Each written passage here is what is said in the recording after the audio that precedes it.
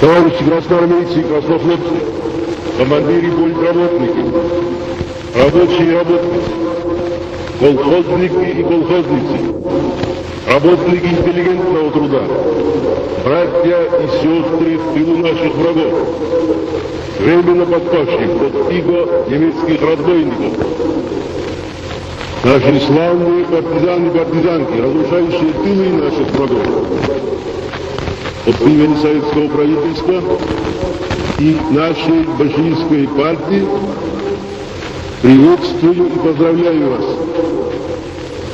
с 24-й годовщиной Великой Октябрьской социалистической революции. Товарищи, в тяжелых условиях приходится праздновать сегодня 24-ю годовщину Октябрьской революции. Вероломные нападения немецких разбойников и навязанная нам война создали угрозу для нашей страны. Мы потеряли временно ряд областей. Враг очутился у ворот Ленинграда и Москвы. Враг рассчитывал на то, что после первого удара наша армия будет рассеяна, наша страна будет поставлена на колени. Но враг весь тот год просчитался. Несмотря на временный неуспех, наша армия и наш флот героически отбивают атаки врага на протяжении всего фронта, нанося ему тяжелый урон. А наша страна, вся наша страна, организовалась в единый боевой лагерь, чтобы вместе с нашей армией и нашим флотом осуществить разгром немецких захватчиков. Вновь тогда наша страна находилась в еще более тяжелом положении. Вспомните 1918 год, когда мы праздновали первую годовщину Октябрьской революции. 3/4 нашей страны находились тогда в руках иностранных интервентов. Украина, Кавказ, Средняя Азия, Урал, Сибирь, Дальний Восток были временно потеряны. У нас не было союзников, у нас не было Красной армии. Мы ее только начали создавать. Не хватало хлеба, не хватало вооружения, не хватало обмундирования. И 13 государств нас играли тогда на нас. Но мы не унывали, не падали. В одну войну организовали тогда мы Красную армию и превратили нашу страну в военный лагерь. Дух великого Ленина вдохновлял нас тогда на войну против интервентов. И что же? Мы разбили интервентов, вернули все потерянные территории и добились победы. Теперь положение нашей страны куда лучше, чем 23 года назад.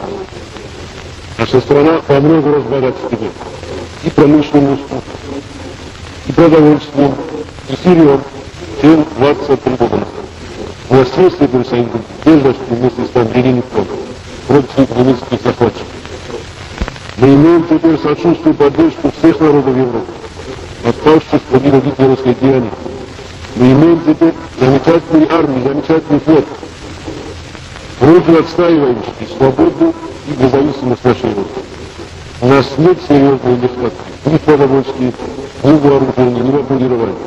Вся наша страна, все народы нашей страны подпирают нашу армию, наш флот, помогая им разбить захватнические орды немецких фашистов. Наши людские резервы не исчерпательны. Дух великого Ленина и его победоносные знания вдохновляют нас теперь на Отечественную войну, так же, как 23 года назад. Разве можно сомневаться в том, что мы можем и должны победить немецких захватчиков? Враг не так силен, как и изображают некоторые придумали интеллигентики. Не так страшен черт, как его малюют. Кто может отрицать, что наша Красная армия не раз обращала панические бегства в военные немецкие войска?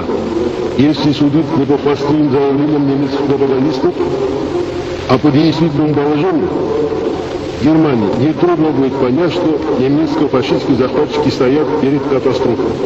В Германии теперь царит голод и обнищание.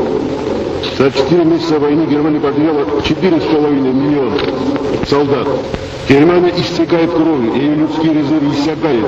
Дух возмущения овладевает не только народом Европы, подпавшими под иго немецких захватчиков, но и самим германским народом, который не видит конца войны.